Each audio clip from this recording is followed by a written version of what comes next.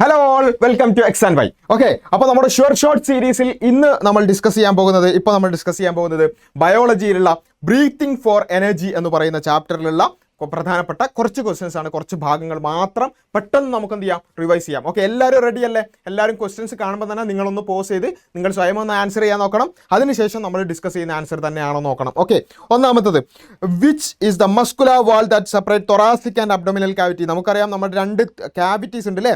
നമ്മുടെ ഈ നെഞ്ചിൻ്റെ ഭാഗത്തുള്ള ഒരു ക്യാവിറ്റി, അതുപോലെ തന്നെ താഴെ ഭാഗത്തുള്ള വയറിൻ്റെ ഭാഗത്തുള്ള ക്യാവിറ്റി. നെഞ്ചിൻ്റെ ഭാഗത്തുള്ള ക്യാവിറ്റി ഏതാണ്? Thoracic cavity.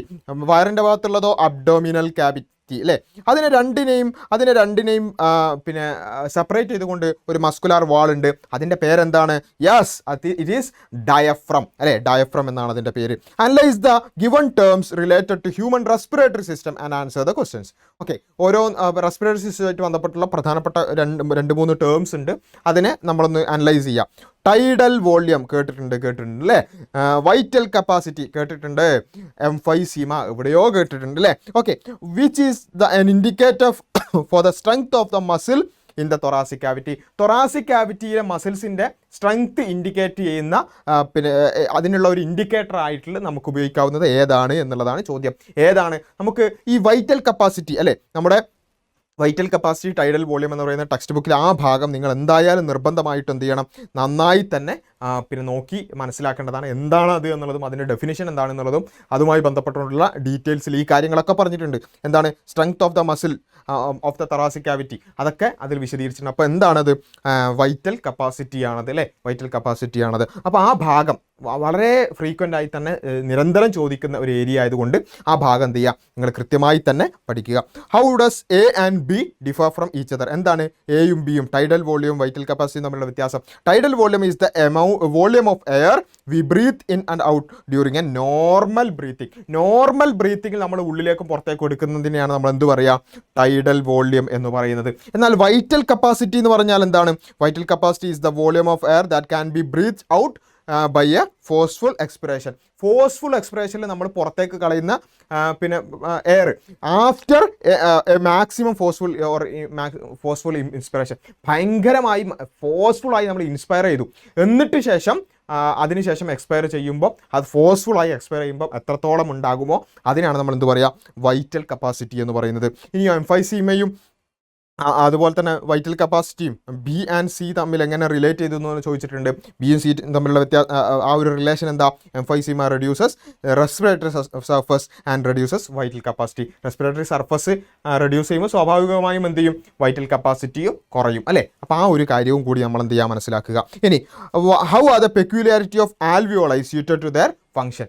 ആൽവിയോളയ്ക്ക് കുറേ എയർ സാക്സ് അല്ലേ, അതിന് കുറേ പെക്യുലാരിറ്റീസ് ഉണ്ട്. എന്തൊക്കെയാണ് പെക്യുലാരിറ്റീസ്? നിങ്ങൾക്ക് സ്വയം ഒന്ന് ഓർത്തെടുക്കാൻ പറ്റുന്നുണ്ടോ എന്ന് നോക്കിയേ അല്ലേ? നമ്മൾ പഠിച്ചിട്ടുണ്ട് സിംഗിൾ സെൽഡാണ് അതിൻ്റെ ലെയർ എന്ന് പറയുന്നത് സിംഗിൾ സെൽഡാണ്. അതേപോലെ തന്നെ ബ്ലഡ് കാപ്പിലറീസിൻ്റെതും ഒരു സിംഗിൾ സെൽഡാണ് അല്ലേ? അതെന്തിനാണ് അതിന് സഹായിക്കുന്നത്? ഈ എയർ പാസേജ് എന്ന് പറയുന്നത്, എയർ എക്സ്ചേഞ്ച് എന്ന് പറയുന്നത്, ഓക്സിജൻ ഇവിടുന്ന് ബ്ലഡ് കാപ്പിലറീസിലേക്കും അവിടുന്ന് കാർബൺ ഡൈ ഓക്സൈഡ് ഇങ്ങോട്ടേക്കൊക്കെ വരണം അല്ലേ? ഈ ഒരു കാര്യം വളരെ എളുപ്പമാക്കുന്നത് എന്തുകൊണ്ടാണ്? ആൽവിയോളയുടെയും അതുപോലെ തന്നെ ബ്ലഡ് കാപ്പിലറീസിൻ്റെ ഒക്കെ അതിൻ്റെ ലൈനിങ് എന്ന് പറയുന്നത് സിംഗിൾ ലെയർഡ് ആയതുകൊണ്ടാണ് അല്ലേ? ആ കാര്യം നമുക്കറിയാം. What is a function of pleural fluid? Pleural ഫ്ലൂയിഡിൻ്റെ ഫംഗ്ഷൻ എന്താണെന്ന് ചോദിച്ചിട്ടുണ്ട്. Pleural fluid is seen between the membranous layers. It prevents the friction between the lungs and walls of thoracic cavity. Membranous ലെയേഴ്സിൻ്റെ ഇടയിലാണ്, പ്ലൂരൽ മെംബ്രെയിൻസിൻ്റെ ഇടയിലാണ് നമുക്ക് എന്ത് കാണാൻ സാധിക്കുക? പ്ലൂരൽ ഫ്ലൂയിഡ് കാണാൻ സാധിക്കുക. അതിൻ്റെയും ഫംഗ്ഷൻ എന്ന് പറയുന്നത് പ്രിവെൻറ്റ് ഫ്രിക്ഷൻ ആണ് between lungs and walls of thoracic cavity. ലങ്സിൻ്റെയും അതുപോലെ തന്നെ തൊറാസിക് ക്യാവിറ്റിൻ്റെ വാൾസും തമ്മിലുള്ള ആ ഒരു ഫ്രിക്ഷൻ അത് കുറക്കുക എന്നുള്ളതാണ് പ്ലൂരൽ ഫ്ലൂയിഡിൻ്റെ ഫംഗ്ഷൻ. ഇനി complete the word relation. Bronchus cartilaginous rings ഉണ്ട് അല്ലേ? ബ്രോങ്കസിന് കാർട്ടിലേജിനസ് റിങ്സ് ഉണ്ട്.